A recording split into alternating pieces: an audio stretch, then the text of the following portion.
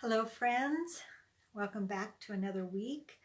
I'm Shar Meekins, and I'm a developmental disabilities nurse who provides support, encouragement, training to those in the IDD community, mentoring nurses, training caregivers, supporting families and the agencies that care for them.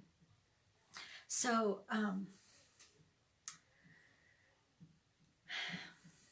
when you become a nurse, and I'm sure this is true for most professions, you go through college, you get your degree, and then the rubber meets the road where you start your career, right? So everything we learn isn't necessarily through a textbook, for sure, correct? So some of the things I've enjoyed really understanding at a deeper level and growing in is the fatal, what they call as the fatal 4 or fatal 5 plus. And what these are issues are, these are health concerns that actually can cause death if they're not addressed. And what I've learned is, of course, we these in the DD community because a lot of times our customers can't communicate what the concern or issue or pain is, but these are also issues that are very important within anyone's lives.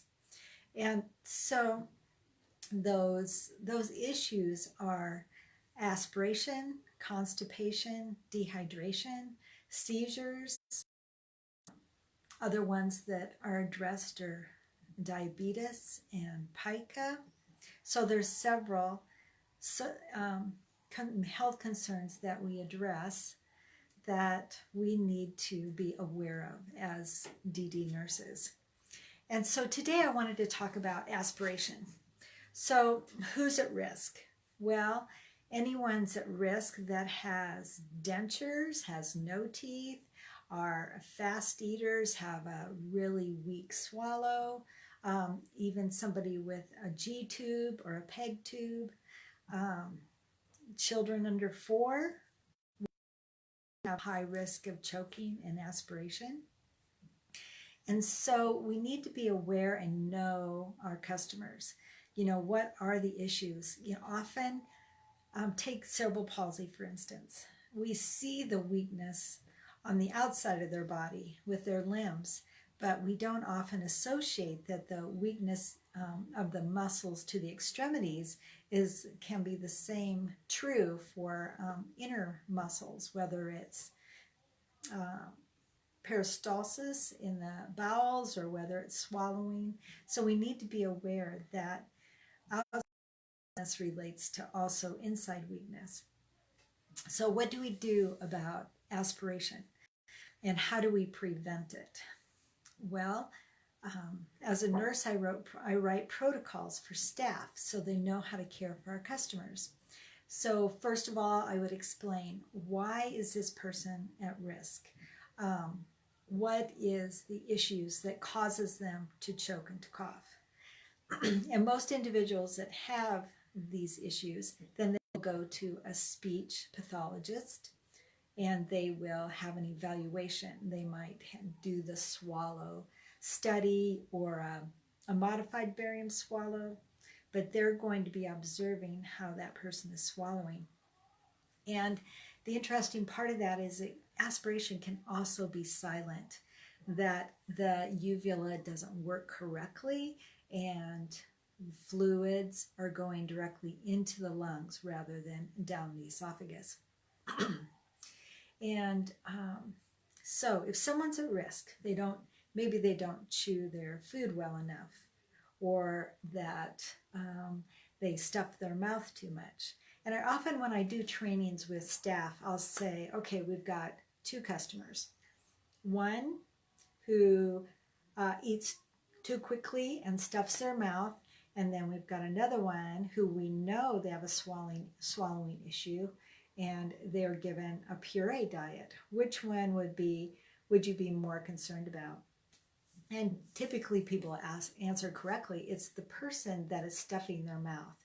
because they're stuffing and they keep stuffing without swallowing. And so they're literally pushing food back into their esophagus to the point of choking.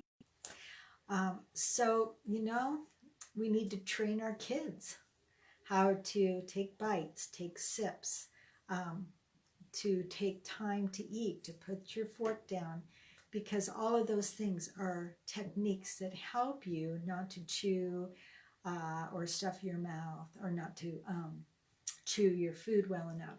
So those are the preventatives, is preparing food the way it is to consume. If someone has a weak swallow, we might puree it, we might just chop it up, or we might cut it into small bite-sized pieces. But that's what we do to keep them safe. Now, what happens if that person starts coughing and choking? So, obviously, let's use our first aid and our training for choking and coughing. We're always going to encourage that person, even if it's someone in a restaurant that we see that starts choking. We're going to introduce ourselves and help and ask to help them, and encourage them to keep coughing and doing back blows. All of this is trained in the American Red Cross, and doing the back blows and doing abdominal thrusts. So those are procedures that everyone really should learn. Everyone should learn first aid CPR. And so if I have a customer that starts choking, I'm encouraging them to cough.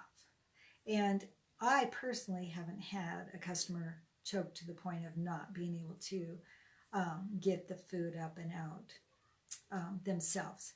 But I know there has been times where that has happened, where you do have to do the abdominal thrust. So make sure you know how to do that. All right, because we want to keep that airway open, right?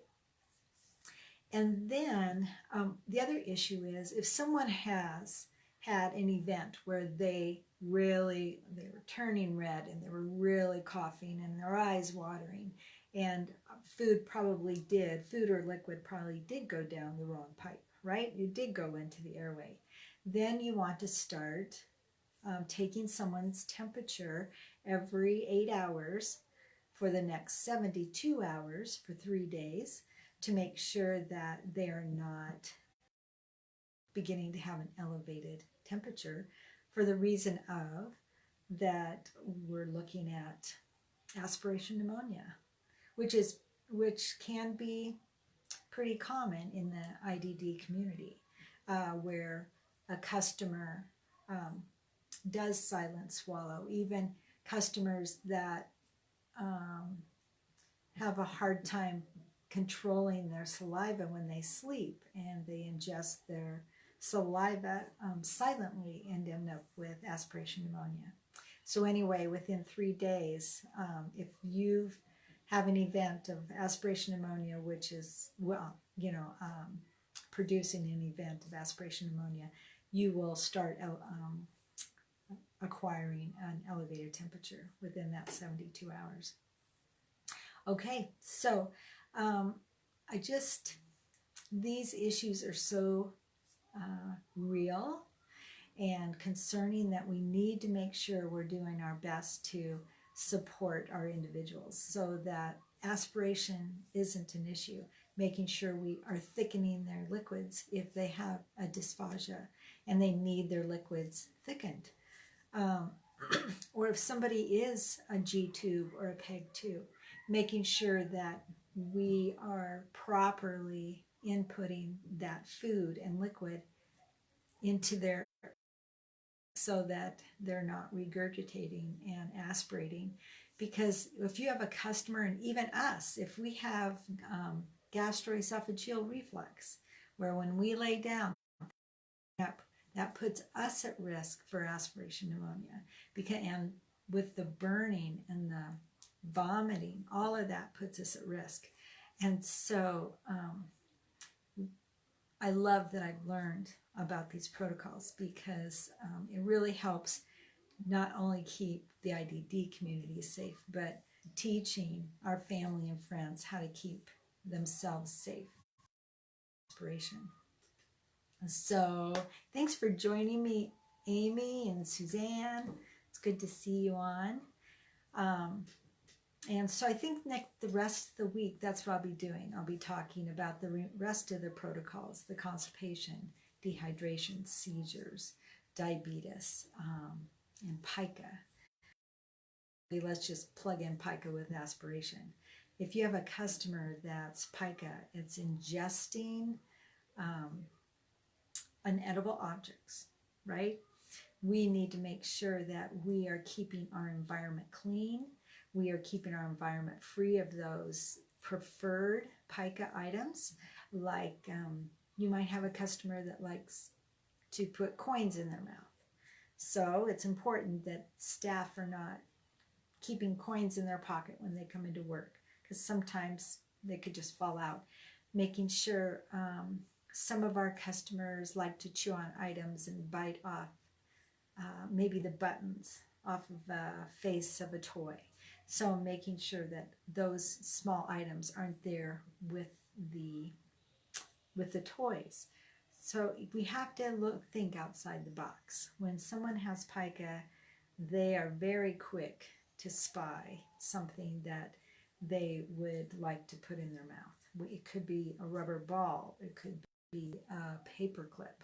All the normal little things of the day that just happen to get left out. So it's really important we keep those locked up. All right, so let's talk about dehydration and yes, I'm how to begin answering questions with my Facebook Lives. So I think the best part is if people will just comment below and then I can answer questions, or you can always email me at meakins, MEAKINSRN @gmail.com. Hi Lisa, I'm just taking off, but hashtag replay if you guys come back on and watch it later. All right, thanks for joining me, and we'll be talking tomorrow. Bye.